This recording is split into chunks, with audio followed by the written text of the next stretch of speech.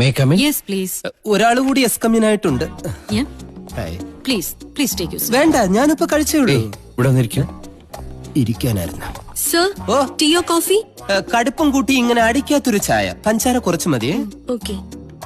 Madam, ഇദ്ദേഹത്തിന് മാഡത്തിനൊന്ന് പരിചയപ്പെടണോ? Sure. ഞാൻ Hamza. Yes. അല്ല, ഹംസൻ MBBS. Oh, doctor ആണല്ലേ? അല്ല, വക്കീല.